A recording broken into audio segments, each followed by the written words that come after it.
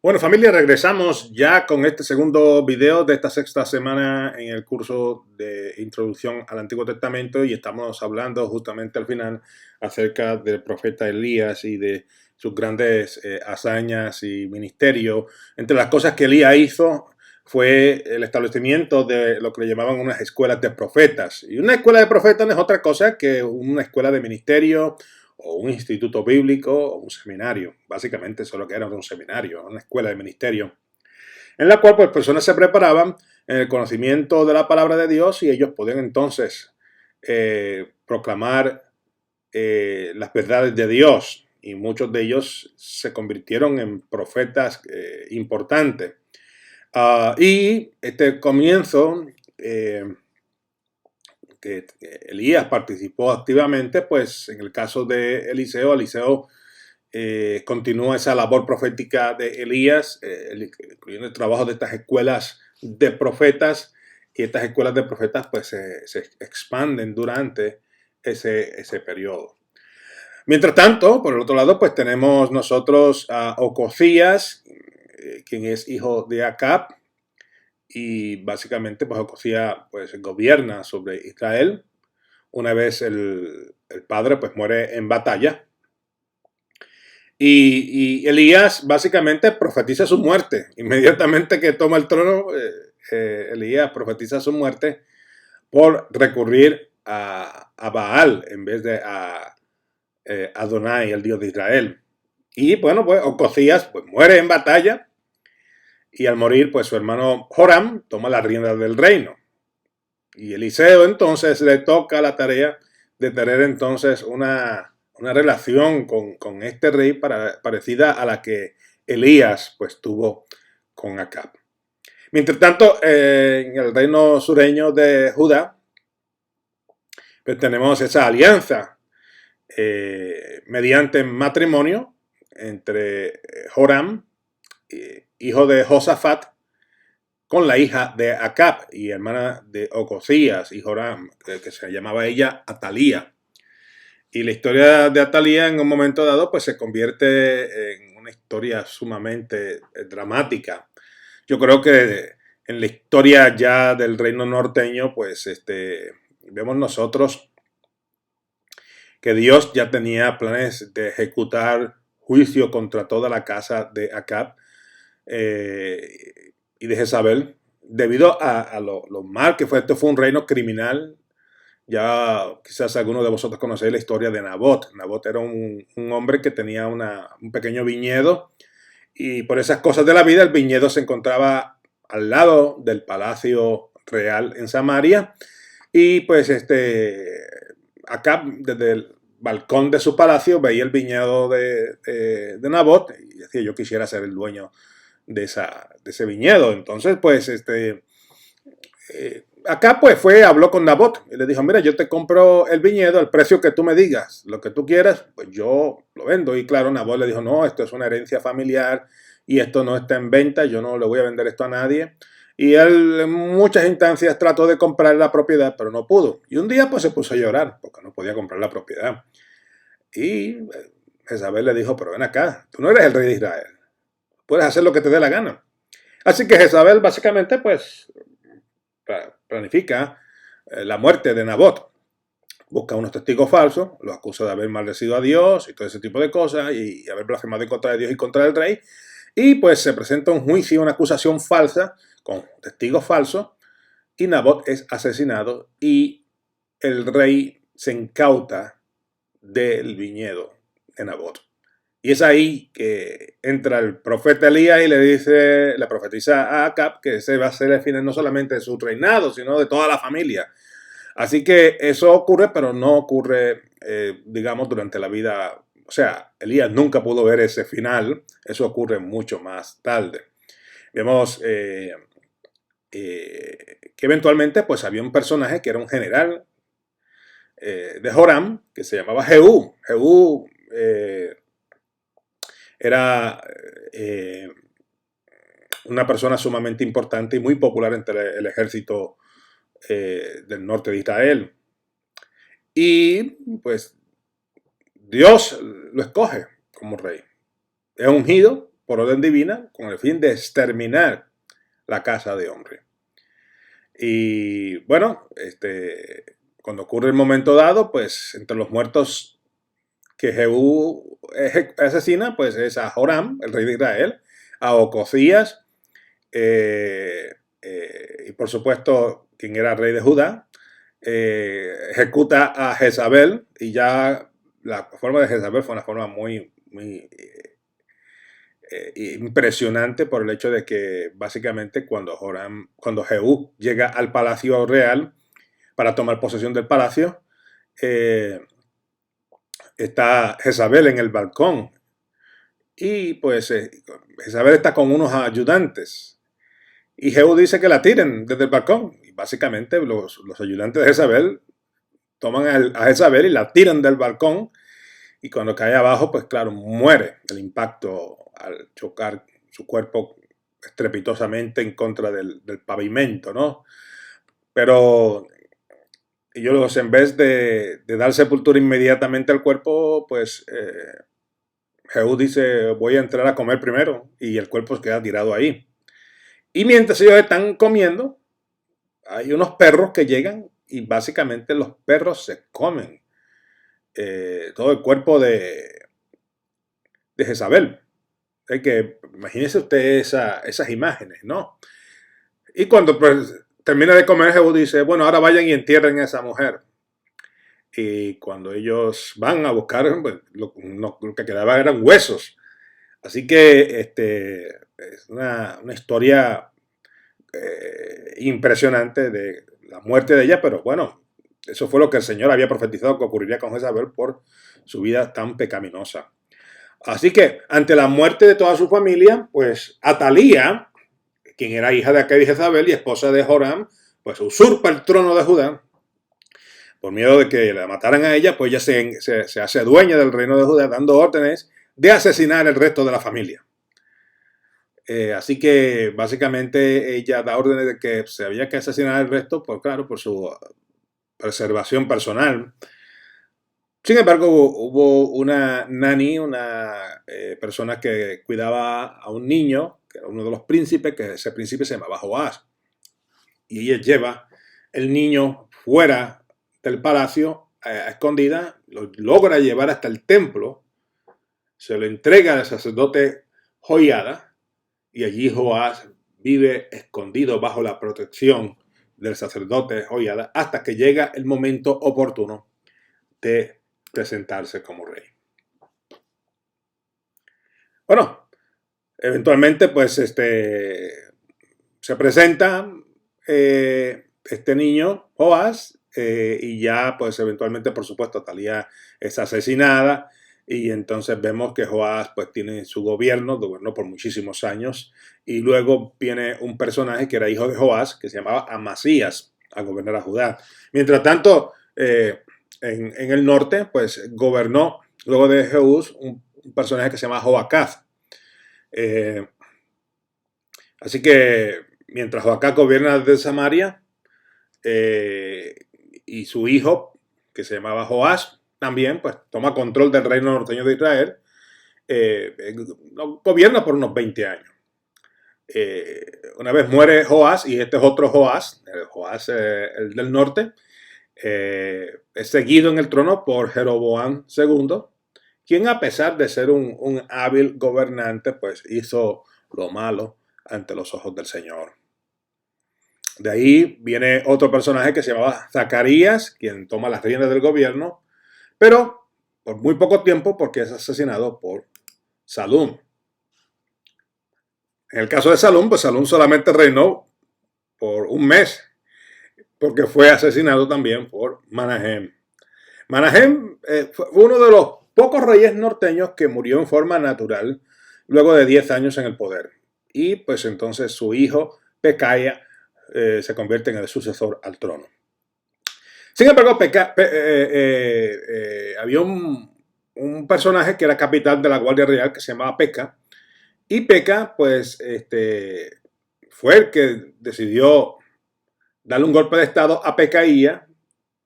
Y Peka básicamente le da un golpe de estado asesinando a Pekaía. Así que ocurrió, y su pago pues vino unos años más tarde, cuando Oseas entonces asesina a Peca. Oseas fue el último rey del reino norteño de Israel al caer las 10 tribus en el cautiverio asirio en el año 722, desapareciendo de esta manera del escenario histórico el reino de Israel.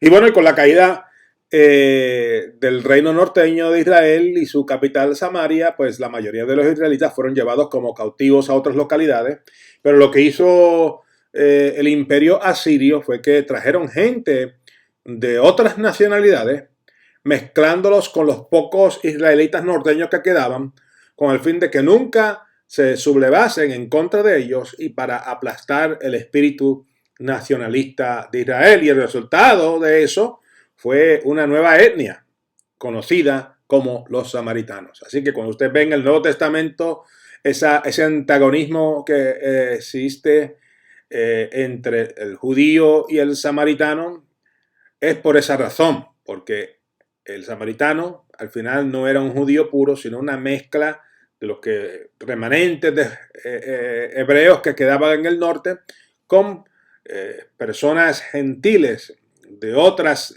etnias, quienes fueron forzados por parte del imperio asirio a casarse y mezclarse unos con otros. Así que eso es sumamente importante.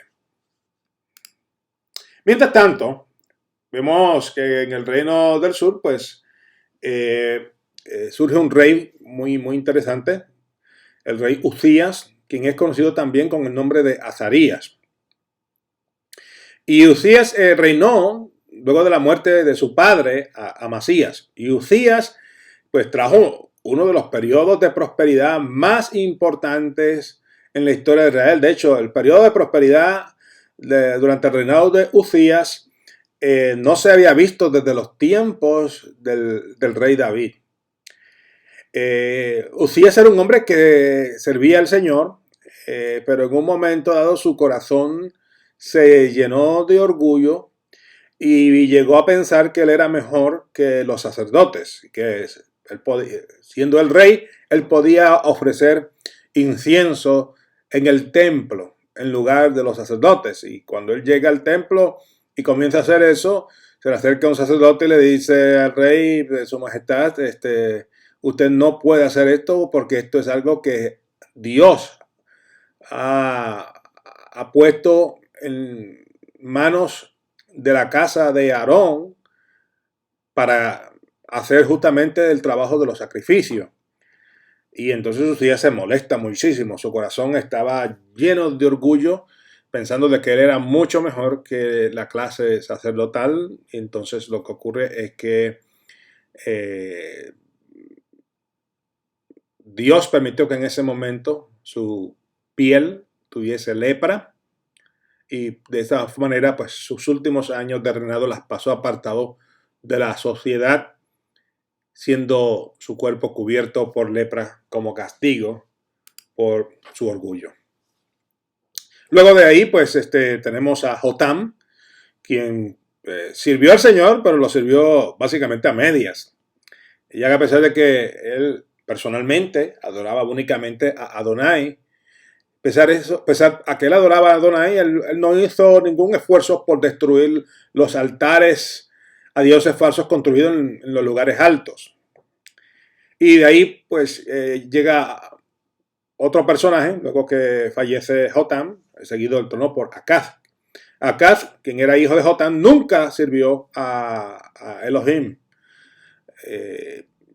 Adoraba a Moloch y a Baal. Básicamente la lealtad que tenía el rey Acaz era a Satanás, porque un padre que sacrifica a sus hijos en un altar, que eso fue lo que hizo Acaz, él sacrificó a varios de sus hijos al dios Moloch, ciertamente es una persona poseída por el diablo. Y vemos que fue un reinado horrible allí en Judá.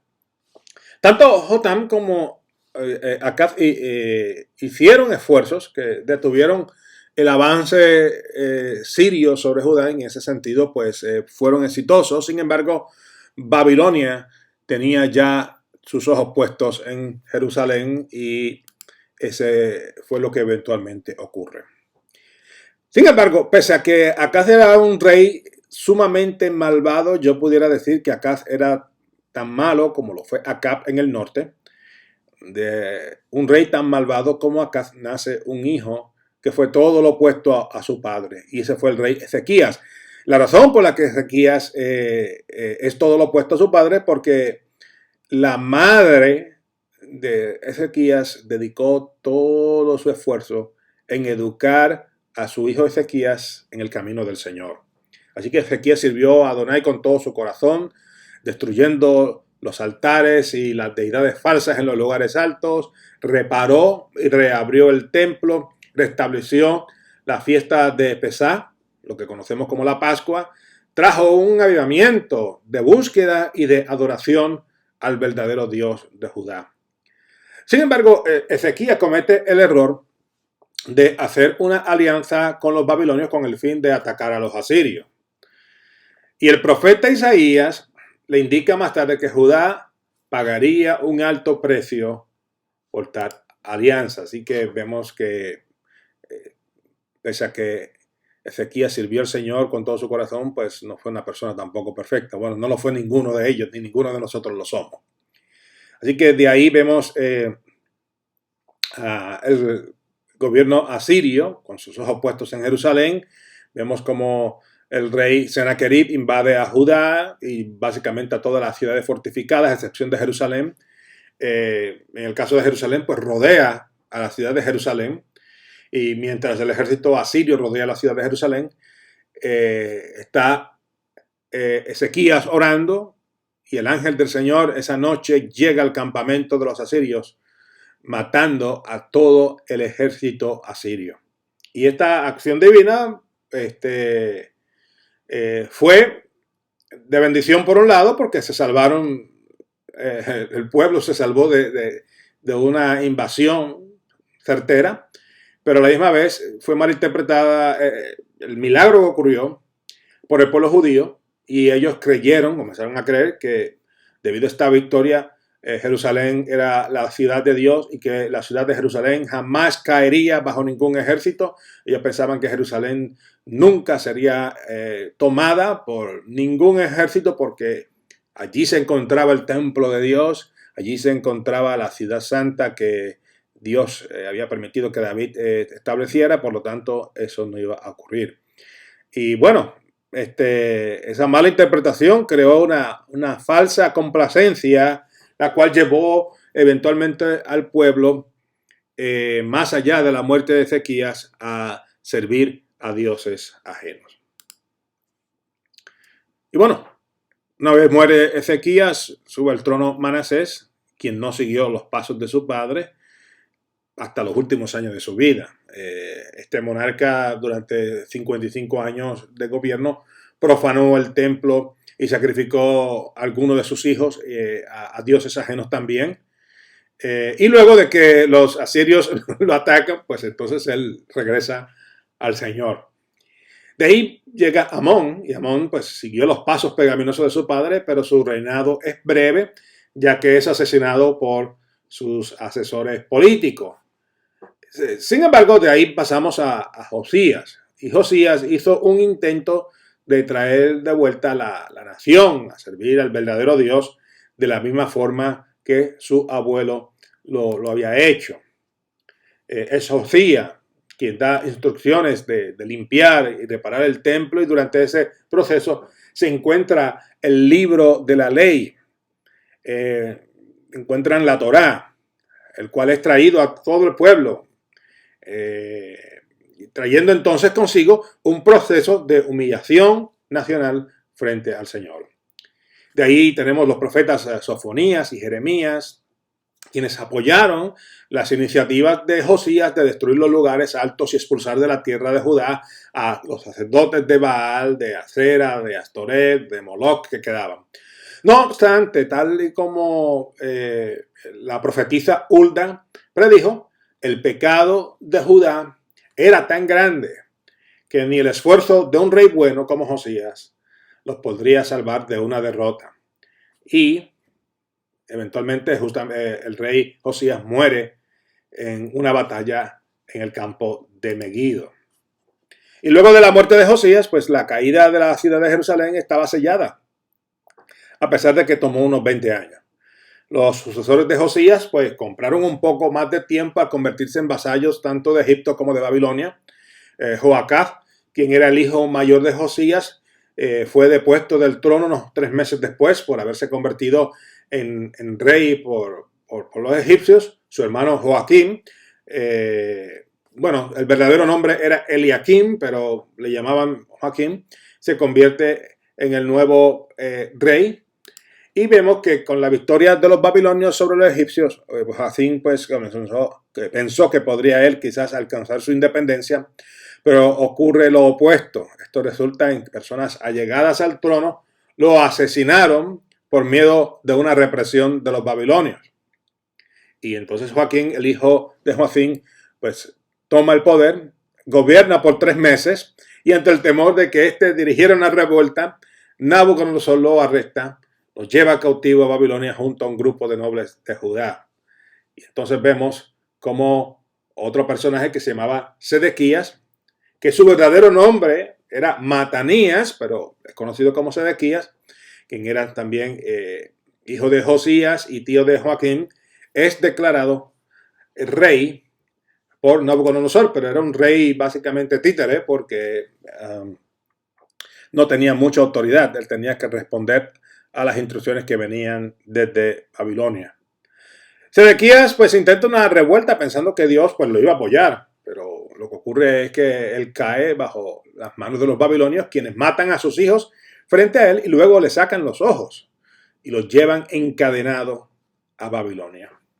Y finalmente pues tras la captura de Sedequías en el año 586 a.C., pues Nabucodonosor decide entonces destruir la ciudad de Jerusalén luego de 2 años de sitio. Y tras la destrucción de Jerusalén, pues Nabucodonosor nombra a Gedalías, un miembro de la familia real davídica, como gobernador. Pero Gedalías es asesinado por un grupo de judíos quienes huyen a Egipto. Y en esa huida secuestran al profeta Jeremías, quien básicamente pues muere siendo él secuestrado por estas personas.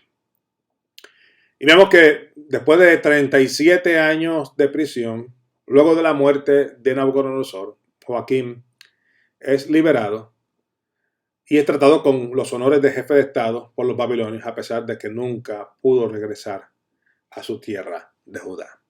Bueno, ese es el recorrido histórico que hemos tenido a lo largo de un reino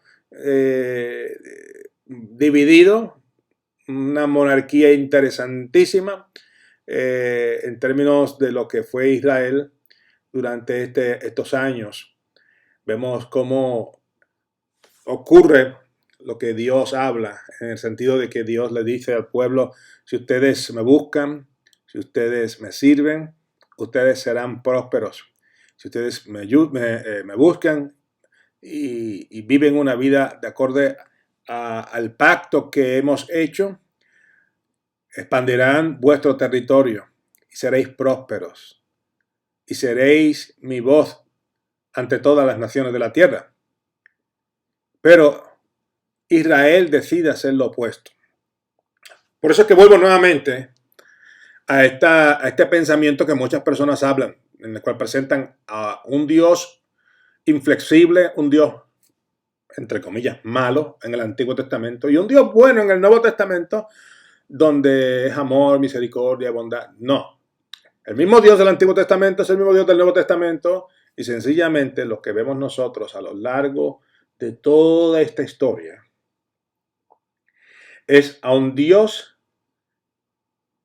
que cumple su palabra, es un Dios que advierte a su pueblo cuando se aparta de él y que le dice: mira, el apartarte de mí tiene consecuencias nefastas. El pueblo se negó a escuchar la voz de Dios, se negó a escuchar la voz de advertencia por medio de los profetas.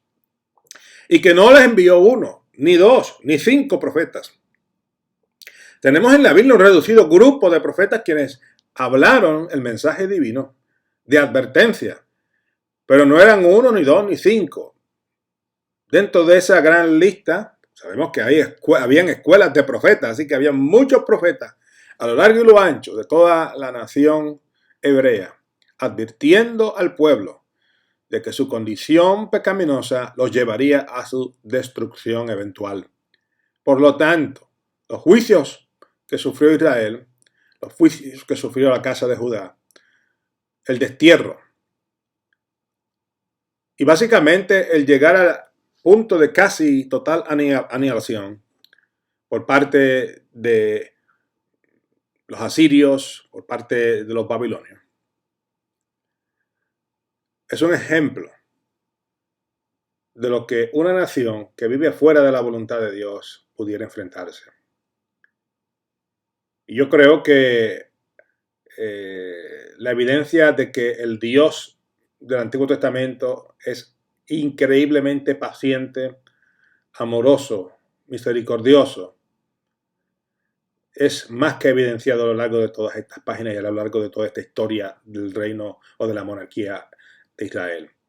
Así que yo les invito a que ustedes mediten en esto, porque eso tiene implicaciones en nuestra vida personal. Si nosotros le servimos al Señor, pues vamos a sobrevivir los momentos más difíciles que tengamos en nuestras vidas, pero si nosotros nos apartamos de Dios, vamos a terminar muy mal. Y ciertamente lo que vimos en la historia hebrea hoy sigue siendo una realidad en nuestras vidas y está en nuestras manos el poder responder al llamado de Dios, cumplir con nuestra parte de ese pacto que nosotros hemos hecho con el Señor y vivir para Él.